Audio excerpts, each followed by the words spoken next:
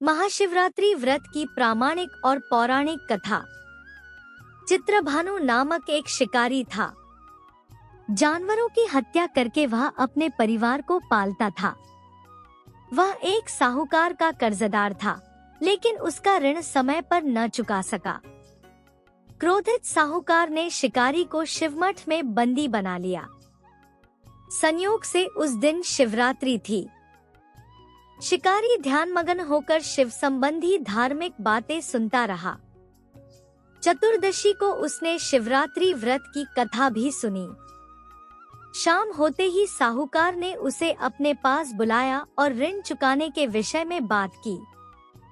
शिकारी अगले दिन सारा ऋण लौटा देने का वचन देकर बंधन से छूट गया। अपनी दिनचर्या की भांति वह जंगल में शिकार के लिए निकला, लेकिन दिन भर बंदी गृह में रहने के कारण भूख प्यास से व्याकुल था। शिकार खोजता हुआ वह बहुत दूर निकल गया।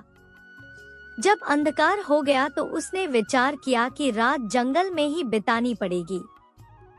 वह वन एक तालाब के किनारे एक बेल के पेड़ पर चढ़कर रात बीतने का इंतजार करने लगा। बिल्व वृक्ष के नीचे शिवलिंग था जो बिल्व पत्रों से ढका हुआ था। शिकारी को उसका पता न चला। पड़ाव बनाते समय उसने जो टहनियां तोड़ी, वे संयोग से शिवलिंग पर गिरती चली गई। इस प्रकार दिन भर भूखे प्यासे शिकारी का व्रत भी हो गया और शिवलिंग पर बिल्वपत्र भी चढ़ गए। एक पहर रात्रि बीत जाने पर एक गर्भिणी हिरनी तालाब पर पानी पीने पहुंची। शिकारी ने धनुष पर तीर चढ़ाकर ज्यों ही प्रत्यंचा खींची, हिरनी बोली, मैं गर्भिणी हूँ, शीघ्र ही प्रसव करूंगी। तुम एक साथ दो जीवों की हत्या करोगे, जो ठीक नहीं है।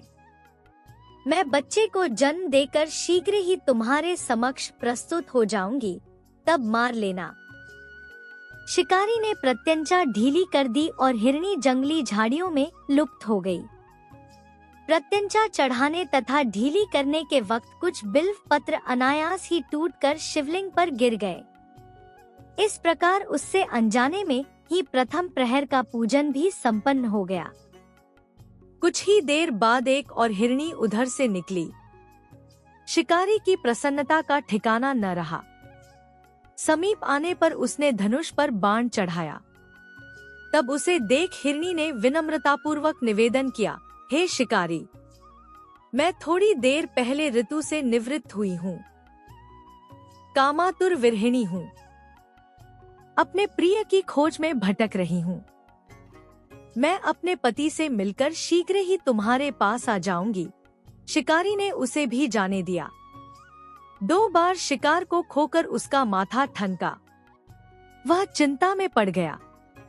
रात्रि का आखिरी पहर बीत रहा था। इस बार भी धनुष से लगकर कुछ बेलपत्र शिवलिंग पर जा गिरे तथा दूसरे प्रहर की पूजन भी संपन्न हो गई। तभी एक अन्य हिरनी अपने बच्चों के साथ उधर से निकली। शिकारी के लिए यह स्वर्णिम अवसर था। उसने धनुष पर तीर चढ़ाने में देर नहीं लगाई। वह तीर छोड़ने ही वाला था कि हिरनी बोली, हे शिकारी, मैं इन बच्चों को इनके पिता के हवाले करके लौट आऊंगी। इस समय मुझे मत मारो। शिकारी हंसा और बोला, सामने आए शिकार को छोड़ दूं, मैं ऐसा मूर्ख नहीं। इससे पहले मैं 2 बार अपना शिकार खो चुका हूँ। मेरे बच्चे भूख प्यास से व्यग्र हो रहे होंगे। उत्तर में हिरनी ने फिर कहा, जैसे तुम्हें अपने बच्चों की ममता सता रही है, ठीक वैसे ही मुझे भी। हे शिकारी, मेरा विश्वास करो, मैं इन्हें इनके पिता के पास छोड़कर तुरंत लौटने की प्रतिज्ञा करती हूँ। हिरनी का दुख भरा स्वर सुनकर शिकारी को उस पर दया आ गई। उसने उस मृगी को भी जाने दिया। शिकार के अभाव में तथा भूख प्यास से व्याकुल शिकारी अनजाने में ही बेलवृक्ष पर बैठा बेलपत्र तोड़ तोड़ कर नीचे फेंकता जा रहा था। पौ फटने को हुई तो एक हष्टपुष्ट मृग उसी रास्ते पर आया। शिकारी ने सोच लिया कि इसका शिकार वह अवश्य करेगा। शिकारी की तनी प्रत्यंचा देखकर मृग विनीत स्वर में बोला, हे शिकारी, यदि तुमने मुझसे पूर्व आने वाली 3 मृगियों तथा छोटे छोटे बच्चों को मार डाला है, तो मुझे भी मारने में विलंब न करो, ताकि मुझे उनके वियोग में एक क्षण भी दुख न सहना पड़े। मैं उन हिरनियों का पति हूँ। यदि तुमने उन्हें जीवन दान दिया है, तो मुझे भी कुछ क्षण का जीवन देने की कृपा करो। मैं उनसे मिलकर तुम्हारे समक्ष उपस्थित हो जाऊंगा।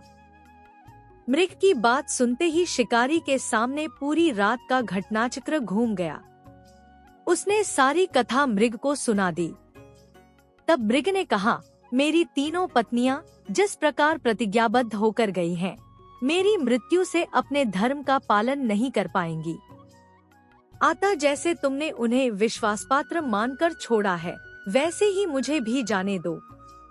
मैं उन सबके साथ तुम्हारे सामने शीघ्र ही उपस्थित होता हूँ। शिकारी ने उसे भी जाने दिया। इस प्रकार प्रात हो आई। उपवास, रात्रि जागरण तथा शिवलिंग पर बेलपत्र चढ़ने से अनजाने में ही पर शिवरात्रि की पूजा पूर्ण हो गई। पर अनजाने में ही की हुई पूजन का परिणाम उसे तत्काल मिला। शिकारी का हिंसक हृदय निर्मल हो गया। उसमें भगवत शक्ति का वास हो गया। थोड़ी ही देर बाद वह मृग सपरिवार शिकारी के समक्ष उपस्थित हो गया, ताकि वह उनका शिकार कर सके। किंतु जंगली पशुओं की ऐसी सत्यता, सात्विकता एवं सामूहिक प्रेम भावना देखकर शिकारी को बड़ी ग्लानि हुई। उसने मृग परिवार को जीवन दान दे दिया। अनजाने में शिवरात्रि के व्रत का पालन करने पर शिकारी को मोक्ष और शिवलोक की प्राप्ति हुई। अगर आपको हमारी यह कथा पसंद आए तो वीडियो को लाइक करें, चैनल को सब्सक्राइब करें और इस पावन कथा को अपने परिवार और मित्रों के साथ शेयर जरूर करें, ताकि धर्म और भक्ति का संदेश सभी तक पहुंच सके।